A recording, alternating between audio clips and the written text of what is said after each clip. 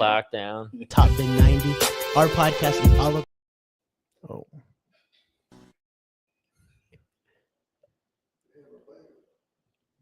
Hello, hello. Can you guys see us? Can you hear us? The Olsinski Law Firm is an official sponsor of Top Bin 90, specializing in personal injury, criminal defense, DWI, family law, and workers' compensation. The Olsinski Law Firm provides professional, trusted legal services to clients facing a variety of challenges. With a team of experienced attorneys dedicated to protecting your rights, the Olsinski Law Firm is the legal support you can count on. Hi, I'm Justin Olsinski, the founding partner of the Olsinski Law Firm. Me and my wife started this firm back in 2010 with the sole purpose of providing excellent service to our clients, giving our clients a personal touch because we had worked in bigger firms where we saw that not happening.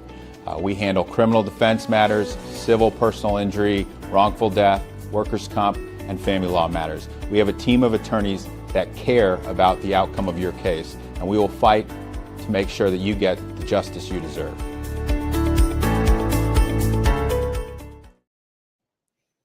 Now we got it. Hello, and welcome to episode 27 of the Top Bin 90 podcast. Another dub for Charlotte FC in the Battle of the Queen Cities. We're here to talk about it tonight. I've got my co-host, Mr. Bam Maurer Media tonight. Bam, how are you tonight? Doing well, man. Good to be back on the show after a win.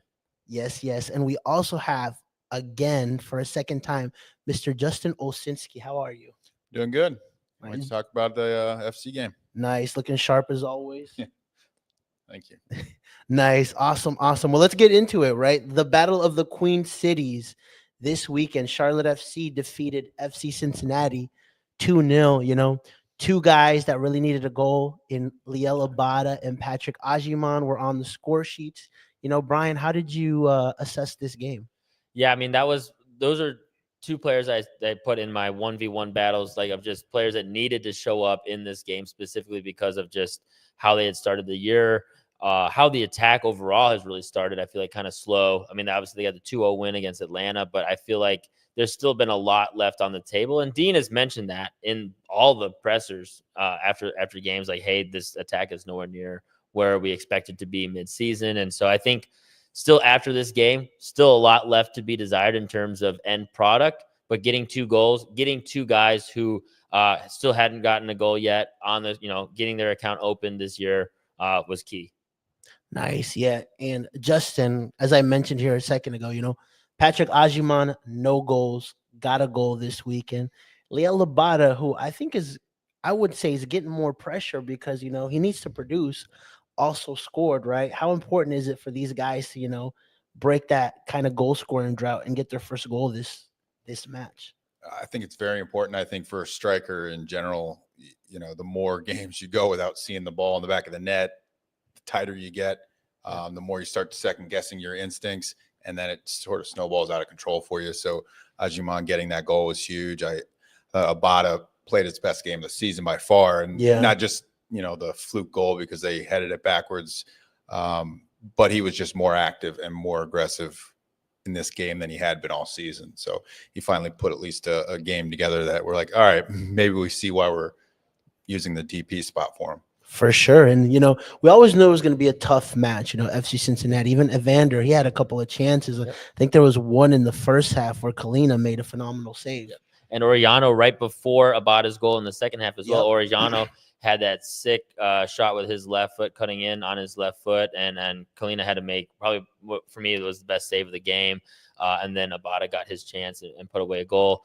But, I mean, just being able to compete against a team like FC Cincinnati, who have one of the better rosters for me in MLS. Definitely a top 5 team in the East, top 10 team in the Supporter Shield standings overall. Just like that's where I would project them by the end of the year. Obviously, they got some injuries they're dealing with. Also had a tough midweek CCC matchup. I think they're on tired legs. So for me, Charlotte FC, I was targeting this matchup as just a situation where there's an opportunity to get all 3 points and taking advantage of it and kind of handling it pretty professionally, I would say, is what this performance looked like to me. It was a professional win. They kept it tight early and then found a way to get 2 goals in the second half and then just kind of closed it out from there. Justin, I like that. A professional win.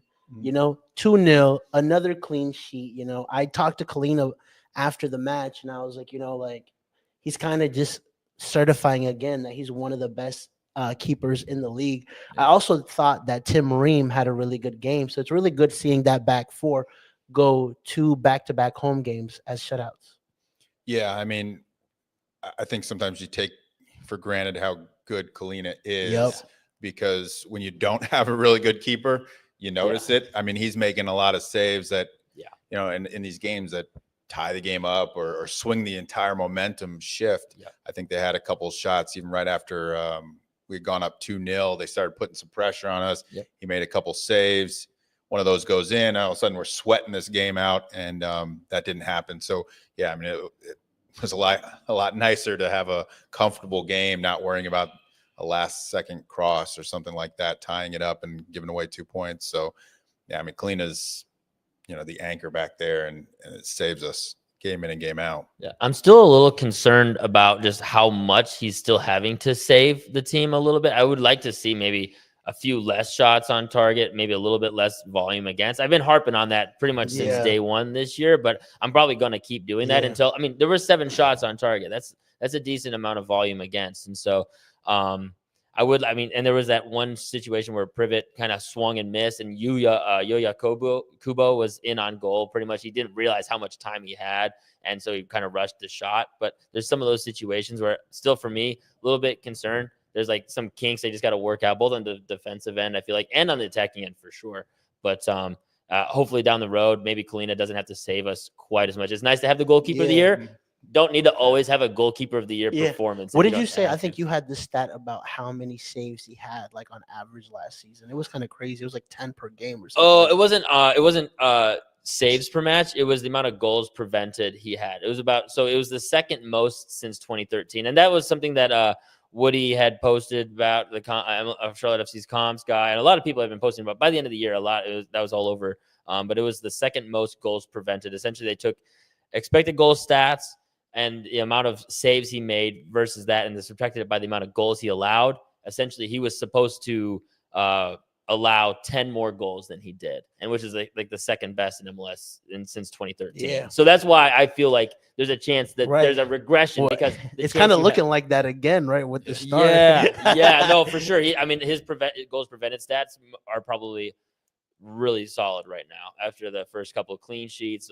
He had to make a bunch of saves against Atlanta as well. I think Latte Loth and Almiron both had a couple opportunities there. So we're still kind of leaning on him. I'm hoping that, like Dean has said, he wants more control of the game. That's another word that he's used a lot in the post-match presser, specifically in this game. At post-match, he was talking about first half was a little bit too back and forth, up and down the field. We gained more control in the second half. Yeah. That's kind of when things solidified a little bit. And so that's been one of his key words, controlling the ball, controlling possession here and there. And so hopefully that happens. And then Kalina maybe doesn't have to do as much work. Yeah, that's where that's one of the things that they've mentioned. You want to hold more possession, create more, but it still feels like we're just a better team in transition. Or like both of the goals that we saw, right? One came from a mistake, and when you have Liel Abada, you have Patrick Ajiman and Zaha running, rest in peace, because those are some fast strikers and wingers that we have. Yeah, and I think what I noticed was the connection between the defense and the attack this last game in terms of the avenues where they could hit those through balls. Ajiman got a few one-on-one opportunities that we the very first play of the game. I think it was one from Malanda, and he hadn't seen that all season. I don't think he had a few of them that game. There was some over the top.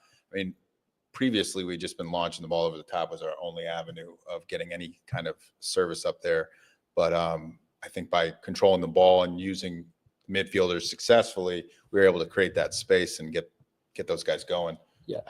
It's very important that we utilize those guys. 100%. I think more control would just like maybe being able to change the tempo of the games, and at times maybe not necessarily going to always change their attacking situation. I still think like the Ajiman goal for me, the second goal, is going to be your typical Charlotte FC goal, like when they're really in form. A Malanda ball into Pep Biel, and then a quick through ball from Pep Biel on the turn to Ajiman in on goal. 2-3 passes, really direct. I think that's still going to be your typical Charlotte FC goal. I'm thinking with a little bit more possession or just control of the game, having some more ball progressors and playmakers in there, whether it's Biel central, Williamson getting some minutes. Ideally, it just maybe changes the tempo of the game at times, lulls opponents to sleep a little bit. But I still expect a lot of goal. I mean, you don't target Zaha in the offseason, and then even Almiron before that. Those are both pacey guys. You're looking for direct play from those guys, right? So you're not completely changing the style of play.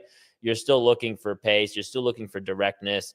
But maybe just also being able to just be like, you know what, at times we need to ease on the brakes, slow the game down a little bit, speed it up at other times, just having more control of the tempo of the game. I think that's one thing that Charlotte didn't have at all. They were just completely banking on being off the ball, being compact off the ball, waiting for a counter opportunity, and then going from there. I think this year they're looking to be like, okay, when we get the ball, maybe just hold on to it for a bit. We can change the tempo of the game and decide when things happen.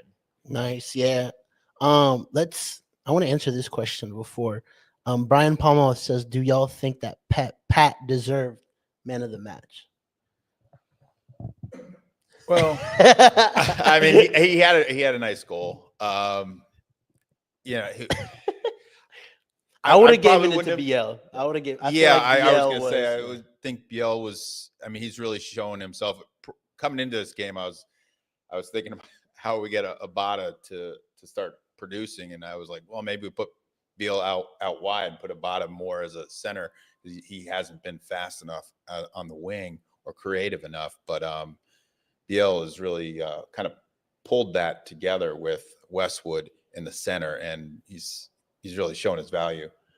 So yeah, I mean, I wouldn't give it to Ajiman, but you know, I mean, he did score. That was a nice goal. I mean, I think. I mean, for me, I mean, the important thing is that they won. Yeah. You know, I mean, I personally thought that Pep Biel was probably the man of the match. I mean, he was the kind of the one that forced that first, bad pass right back where Abada scored. He also gave the assist in the second goal, put that through ball in for Patrick Ajiman.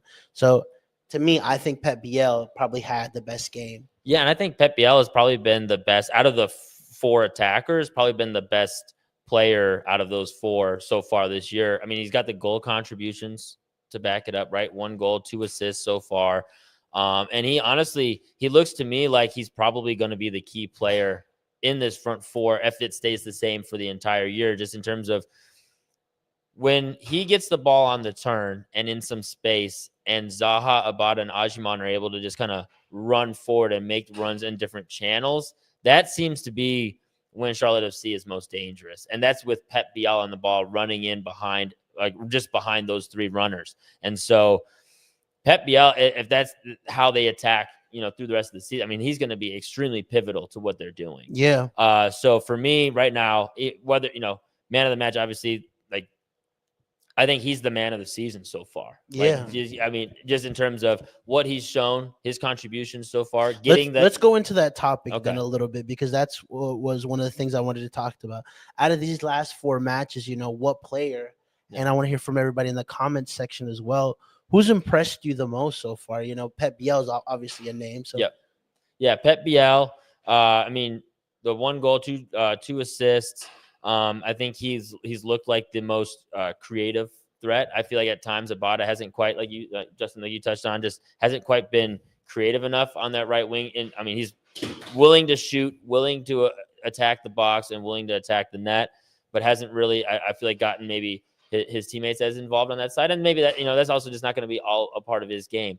Whereas Biel, it seems like he's got a little bit more balance to it. He's willing to take the shot and make the advanced run in like he did on his goal against Atlanta, but also has been willing to really distribute. Also played a great cross into Malanda on the corner kick.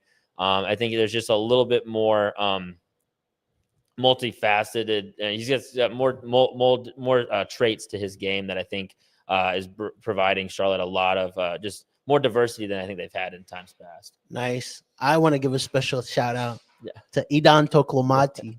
He's come in. He's looked bright.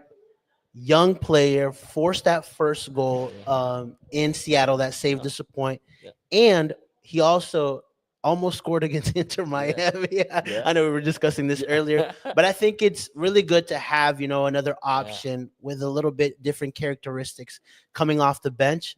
A guy that, can play that 9 role, and also a guy that can play on the wings. So he's a guy for me that this season, right, has really shown that he can pull minutes. And so anyone else that you want to shout out, Justin? Well, I mean, in terms of defense, I mean, Nathan Byrne is still, I think, the most underappreciated player on the roster.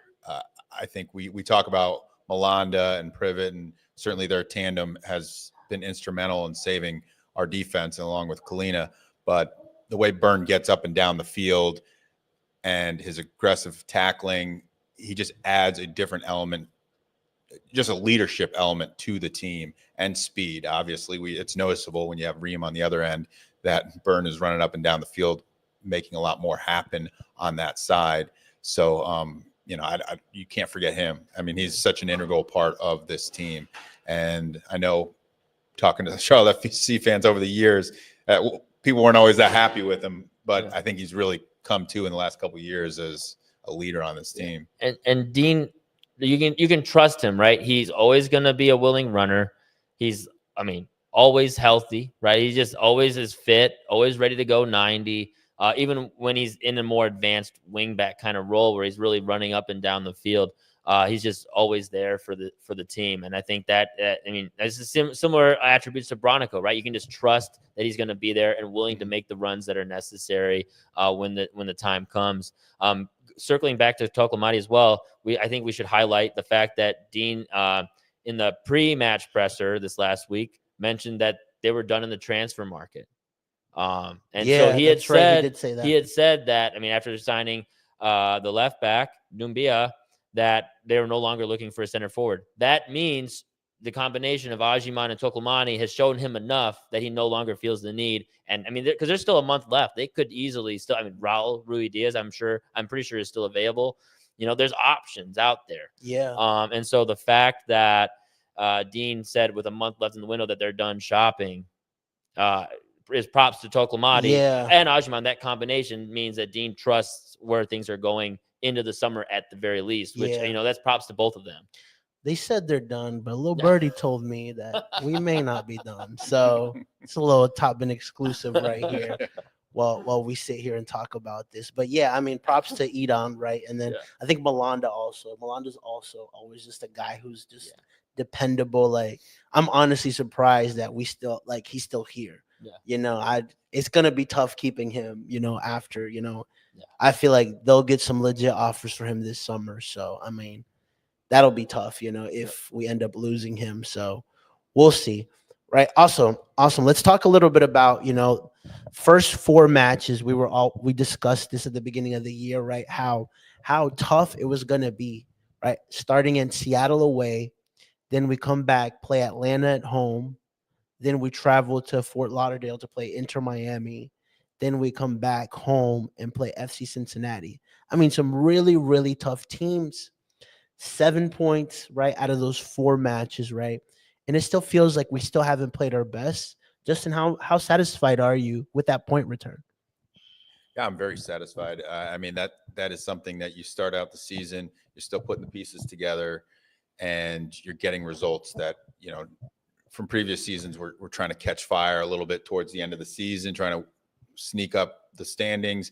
Yeah, it's always easier if you start at the top and you keep yourself up there. I think that's an easier way to do it. And the positive is we're not playing our best, and we've gotten some results even when we haven't played our best. And that gives us a lot of promise going into the season that maybe we can finish top 4 and get ourselves some advantages in the playoffs. 100%. Yeah. It's an A on the results ends for sure. They got 7 points out of 4 games. I mentioned on our last pod that, I felt like they were playing with house money based on these first 4 games, who they were having to play, getting at 4 points, which was the best total they had ever had in their previous 3 seasons. And so with these 4 games particularly, getting 4 points, I think was the solid floor. Getting 7 is, I mean, a solid number to kind of launch off into this next, section of the season where you've got, I think, 5 home games out of the next 7 against non-playoff teams, right? These last 4 games, they were all against playoff teams last year.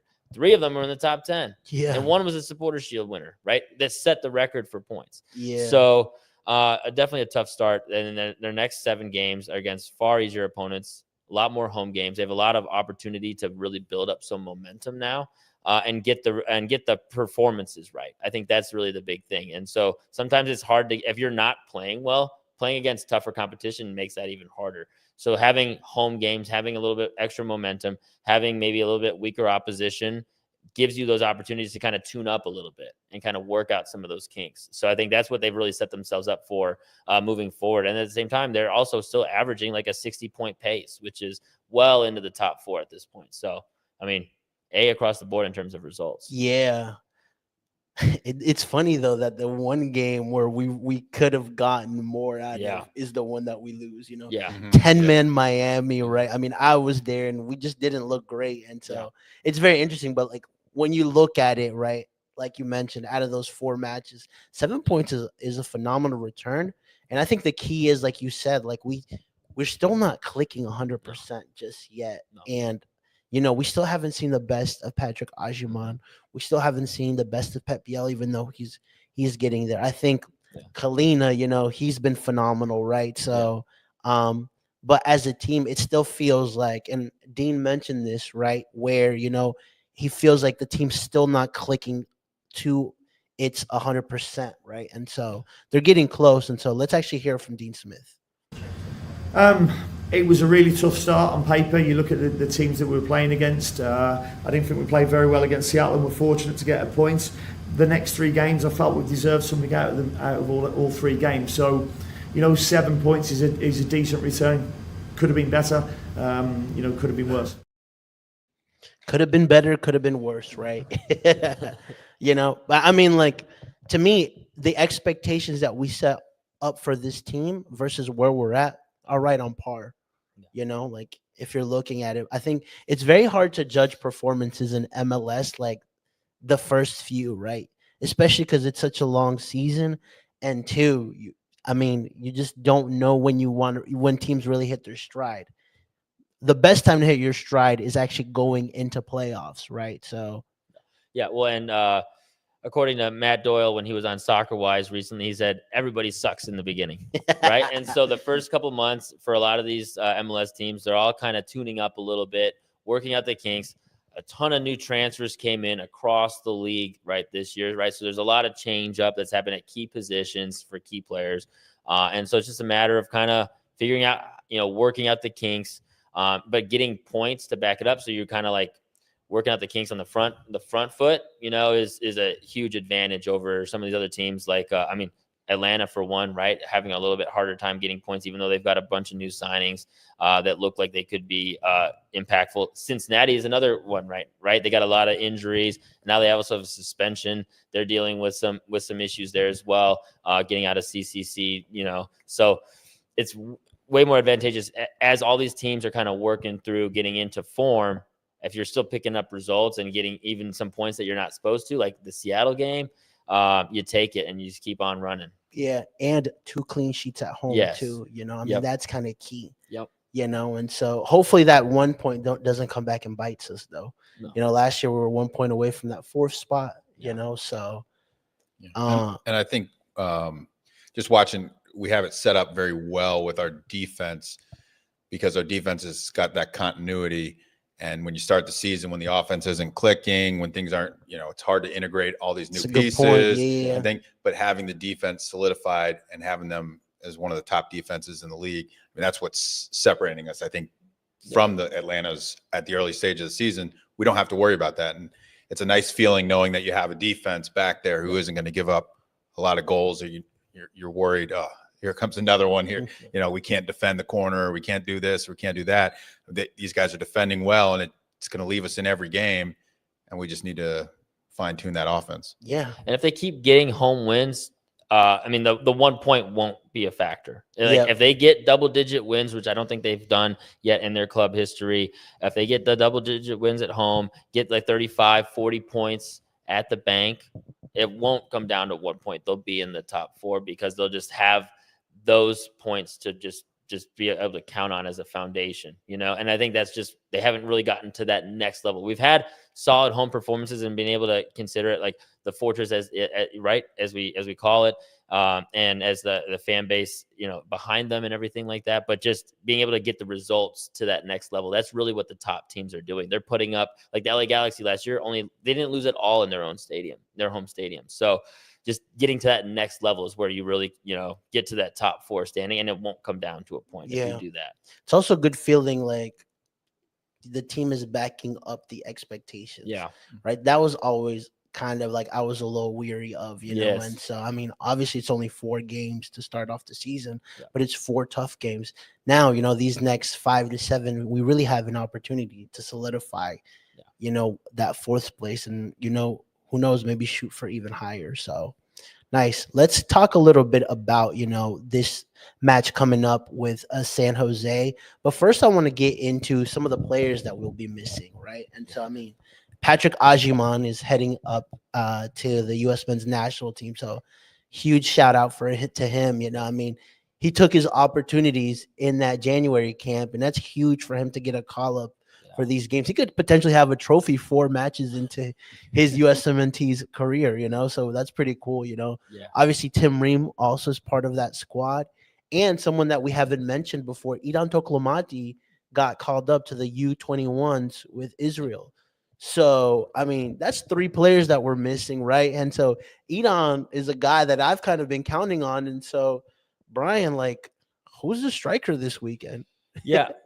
I mean, I think they have still a couple of different options and directions they can go with. My concern isn't so much the backup option that Dean goes with in both of these positions. It's what then has to be replaced for that rotation over, right? So Zaha could easily play center forward, but then you're bringing in Vargas, who hasn't been as solid, probably moving Abada over to the left and then Vargas on the right, something like that. So you're kind of bringing in more rotation pieces around to fill in the gap that Zaha would be leaving if he goes central versus being on the left, right? Same with left back, right? We don't have a left back on the roster unless Doumbia is done with his visa and everything, which is a fast turnaround. Yeah, I don't know if he's going to make it by the weekend, right? So that means maybe Nathan Byrne has to go over to left back, and then you're bringing in Scardina, or maybe you're rotating Malanda over and putting in 2, right? So that's where I feel like the question mark is. I have confidence that Byrne will be able to handle switching to the left side. It's not ideal, but he'll make it work, right? I also have faith that Zaha, I mean, he's honestly even said, like, I've honestly been playing more centrally later in my career. I've been less of a winger, more of a goal scoring, central playing playmaker, right? So I really trust Zaha anywhere on that front 3, wherever he's playing. So if that's like the rotation they go with, but then it's who comes in, right? So these more rotation players that come in to have to fill the void. That's where I feel like the question mark really is, more than just who plays center forward, who plays left back. I feel like that's going to be somebody who's in the starting lineup already, rotated over. It's who then replaces that spot. Yeah, great points. Justin, anything you want to add in terms of, one of the things that we looked at in the past was like, okay, well, like, we kind of take advantage of teams losing players for international. Now it's us that's losing the players. So, I guess give us your thoughts. Well, I didn't know that Toklomati was going to be gone too. So that's obviously devastating. I imagine Tavares will come in. Yuri, yeah, I think he'll start at top. That would be my guess. And I mean, he adds a lot of creativity and speed. His kind of final play needs some work, but I mean, he does come in with kind of like an Agyemang type speed and pace to get by guys, and he has some creativity. So, he'll get an opportunity, I imagine, to show what he can do. Obviously, the other option is moving Zaha in the center and putting Vargas in there, but I don't think Dean will do that. I think he'll go with the easy switch. So, it's always fun to see guys get an opportunity and see if they take advantage of it. I mean, that's what Privet did. Yep. So 100%. Yeah. It's gonna be tough, right? But if you want a game to lose a player to, I guess it's this one, kind of. We're playing Earthquakes, right? I mean, they started off better this season. I think they ended last in the Western Conference last year. Like historically bad last year. They were historically bad. It was the most goals against ever. Historically bad. And then you have they've got a new head coach in Bruce Arena. They had a decent window, I want to say, this last transfer window. They brought in a veteran striker, right? Why is his name escaping me? Chicho and Joseph Martinez. Right. And so what do you make of this San Jose team? Yeah, I wouldn't count on them being as bad as they were last year, right? They made a lot of changes, and they kind of hit the ground running a little bit. Their first 2 games, got some goals, got a couple wins. They've now lost 2 in a row. But still, I mean, you can't ask for much of a better window than they had, getting one of the best coaches in MLS history in Bruce Arena, him bringing a lot of his guys in, veteran guys, bringing in also Chicho Arango and Joseph Martinez into the attack, right? A new look attack. And then just having people like Christian Espinoza, who's already on the roster, Lopez, who's also on the roster. They brought him in as a DP last summer, Pellegrino as well. So they had a bunch of attacking pieces. It just really fell apart on the defensive side last year.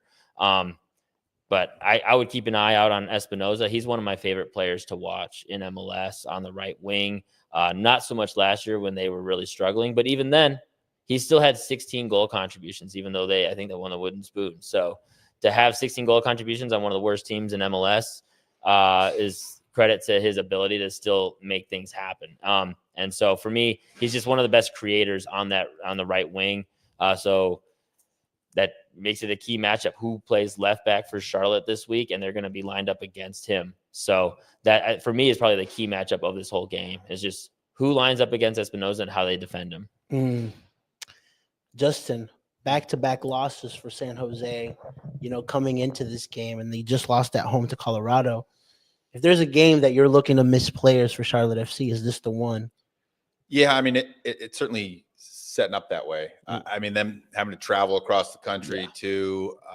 Usually teams aren't traveling that well across the entire country to play one of these games. They're already down on themselves. So hopefully we can take advantage of it. I mean, our concern obviously is our ability to score a goal. I mean, that would be the concern, is they can come in here and maybe do a little bit more defensive efforts to try and get that 1 point.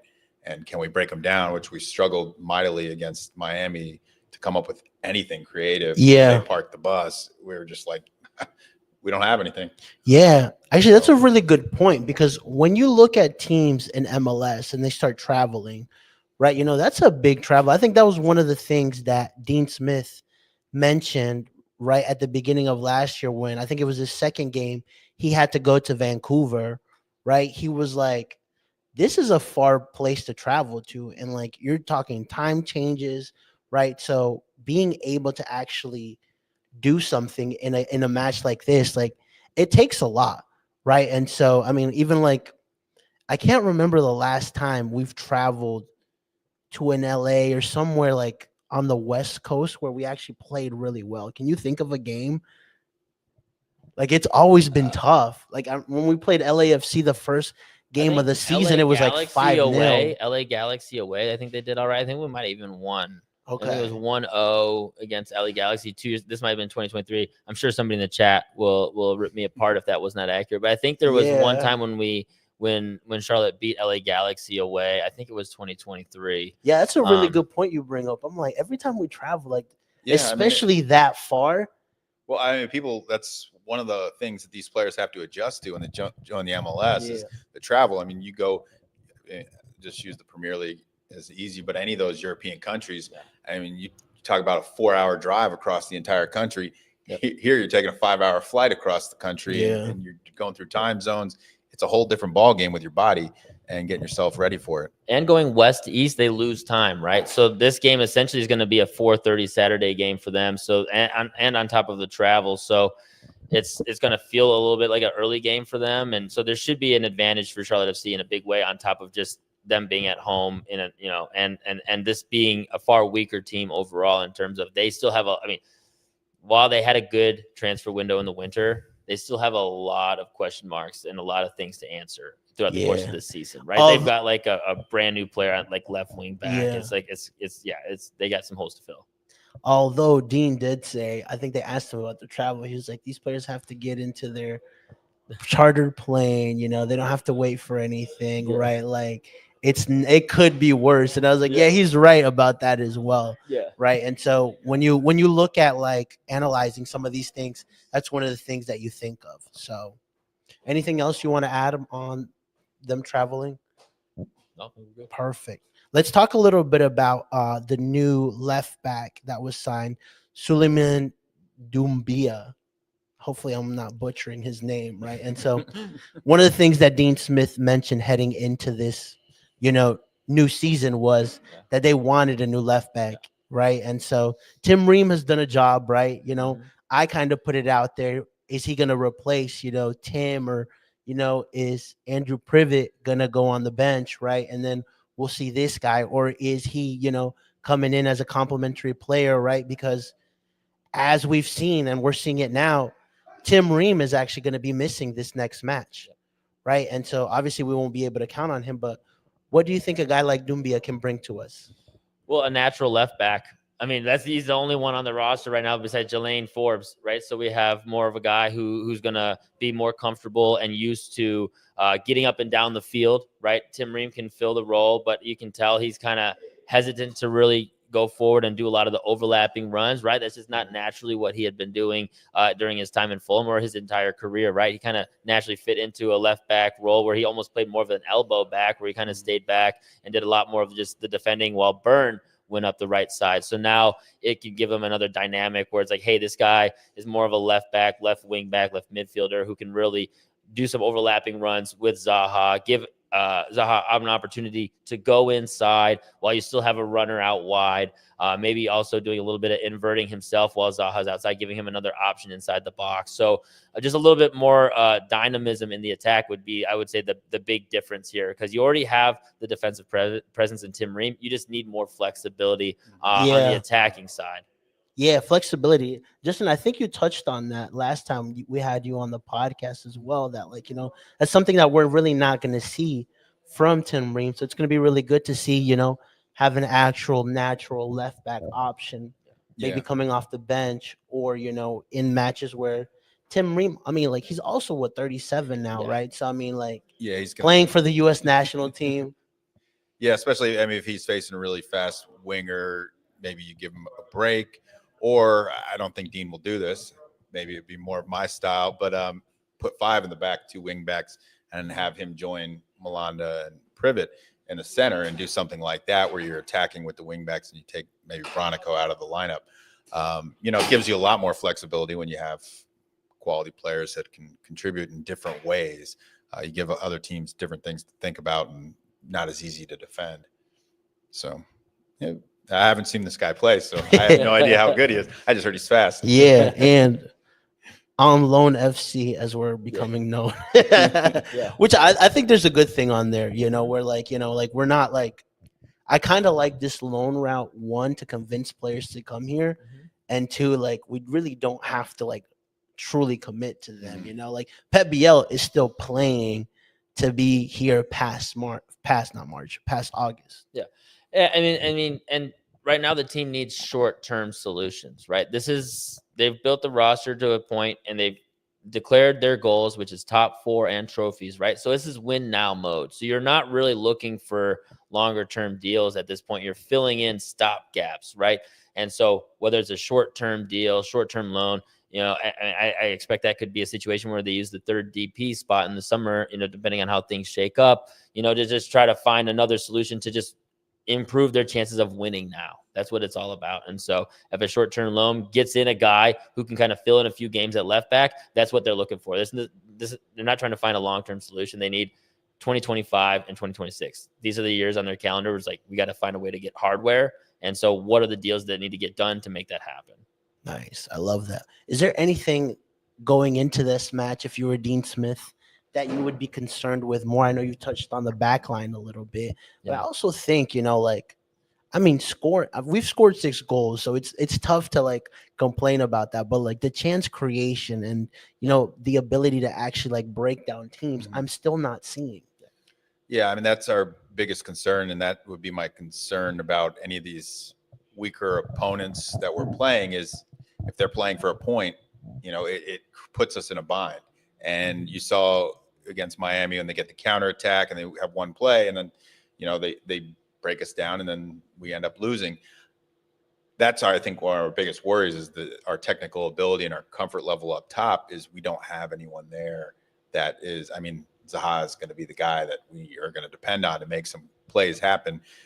But if teams just start parking the bus and play a counterattacking football, are we going to be able to score? Yeah, and that's a concern. I think we haven't shown that we can do that. Yeah, I think honestly there's a lot of pressure on this attacking front three. So I'm speaking specifically of Zaha, Biel, and Abada, since Ajiman is going to be at U.S. men's national team camp, on them just creating a bunch of volume. Because San Jose, like I said, I mean, they gave up like 72 goals last season. So they've got to be able to put up some volume in this game and show that they can get results, get multiple goals, really start to stack up some of those goal contribution stats that are just helpful for building momentum and just showing that, like, hey, we've been having to play against really tough opposition so far. We're a clear step ahead of San Jose. Our forwards are a clear step ahead of their defensive line in this one. So I really think this Charlotte's attack needs to show up and show like a lot of those tune-ups that we talked about earlier in this. So they've solved some of that and really get some creativity going, because right now, and we talked about this pre-show, Ajiman's leading the team in chances created, which is not a good thing. I know I like to talk up Patrick Ajiman all the time, but that's not good if the guy who's supposed to be receiving the ball in the box has created the most chances for your team. So that needs to change. Obviously it will, because he won't even be there, but that helps. But at the end of the day, that stat should change to either Zaha, Biel, Abada. Somebody really needs to take the reins and create a bunch of shots in this game.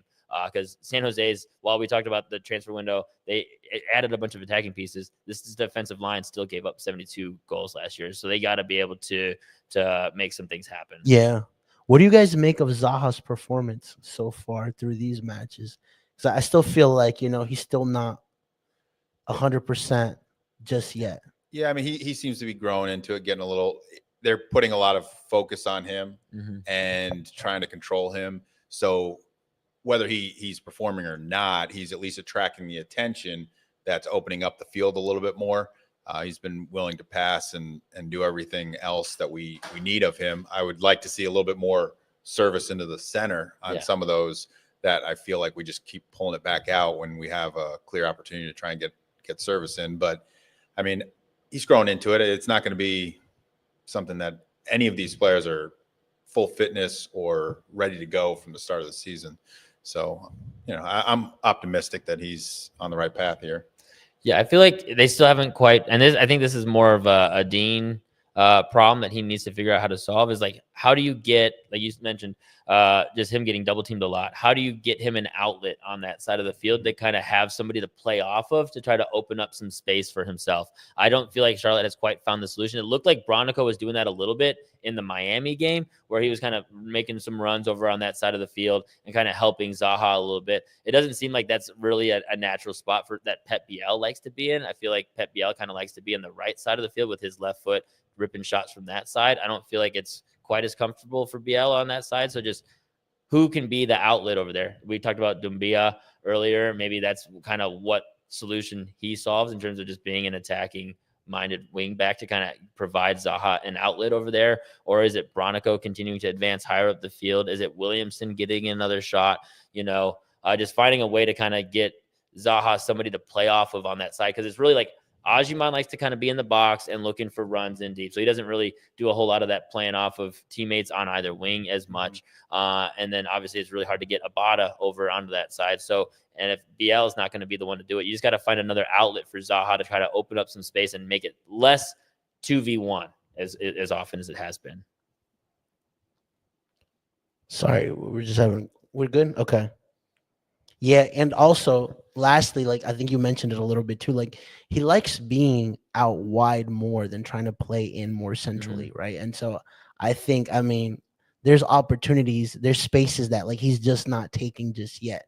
Yeah. But I mean, it's still early in his career, you know, and so in his Charlotte FC career, if you don't follow his Snapchat, follow his Snapchat because it's very interesting. um Outside of that, all right, there's one more thing I wanted to talk about, right, before we get into some score predictions. And it was that, you know, last week we had a chance to go to Greenville, South Carolina, to see one of the greatest players in history, Mr. Ronaldinho. Can you show that picture for us, Cisco? You know, Francisco, our producer here, has some thoughts about what happened. And so all I got to say is, listen, we had 2 photographers out there, and I had to take a picture with my phone instead of trying to get a professional picture with Ronaldinho, you know, going. And anyways, like that was really cool, surreal moment. Within a week, you know, we got a chance to see, well, I got a chance to see Lionel Messi and also see Ronaldinho. So the picture is up right now, but like you could see me smiling. You know, Ronaldinho was like, do you have an extra top bin hat? I was like, sorry, bro, we're sold out. But next time, you know, we make a merch drop, we'll mention it. And so go ahead, tell your truth. We were all there, right? We were all there having a good time. Then we see Ronaldinho pop up, right? And we were just in awe, right? He has aura. Then somebody went from the support. One of the media people went and was like, "Let me take a picture." Then everybody started freaking out because he said, "Yeah." Then another person went, right, and we're like, "Oh!" And shout out to Mikael. Me and Mikael were like, "What if the whole group of us, everybody from Charlotte, just took a picture with him, right?" Which we were gonna do. Yeah, sure. Right when we were gonna do that, right? All you see is somebody just sneak through everybody and just grab a quick photo. No, you know who that not, is? That is not how Jorge Gonzalez, top bin. That is not what happened. I was already standing next to him when you guys were like, no. You were with us. Plus, you were with us, but no. Plus, it's Ronaldinho. Like, I'm not really thinking like, okay, like, hey guys, let's all line up, you know, and take a picture. I thought he was gonna be there for a while. Why you lying for himself?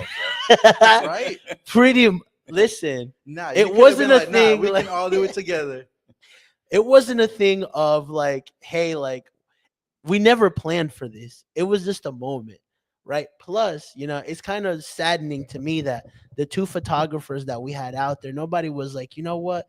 This is one of Jorge's heroes, one of his childhood players that he would watch, you know, that got him into the sport, and probably we should thank for, you know, giving Jorge the idea for Top Bin 90, and we're all out here, you know. Why are you lying? That's just a straight up lie. You know what's messed up? Why couldn't my friend be like, "Hey, let's all take a group photo"? I did after. No, you didn't. No, you didn't. I was thinking about it. I don't even want to talk to you until I get my lawyer. You know, this is a family matter case. Justin, can you represent me for this? Not a family matter case. I'm just still shook that we've had the amount of marketing strategy meetings that we've had, and we didn't have a hat ready to go, any merch ready to go for Ronaldinho when he asked for merch. All those strategy meetings down the drain. Listen, I almost took my shirt off, and it's like, here you go, Ronaldinho. But he's like, nobody wants to see that, man. I was like, I know.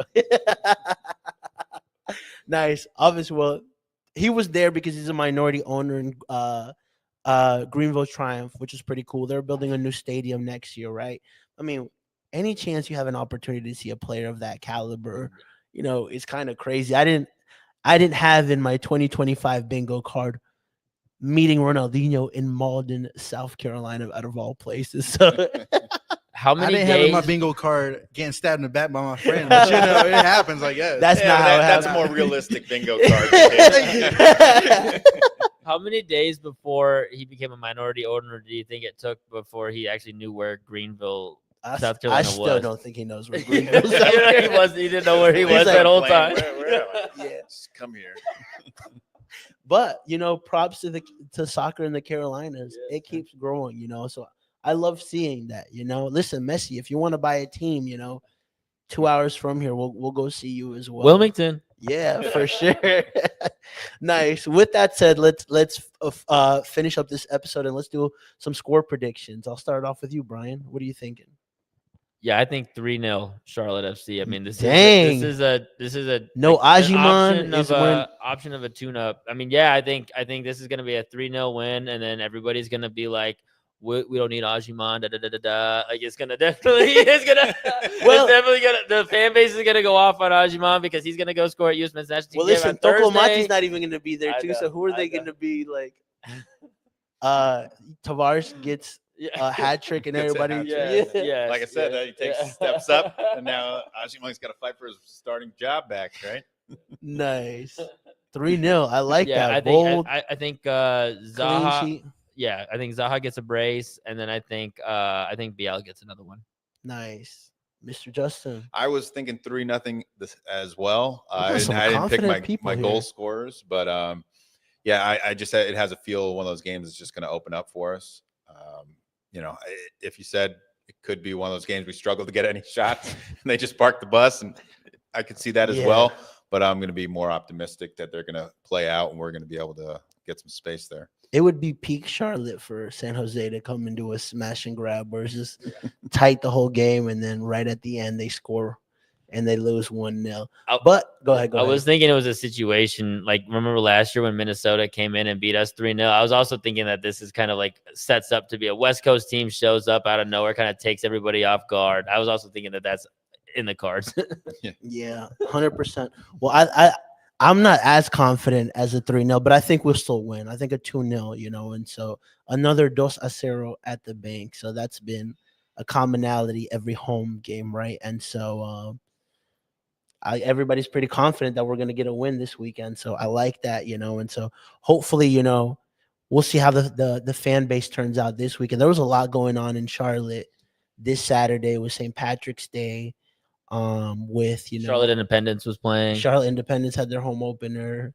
The ACC tournament with Duke, and who did they play?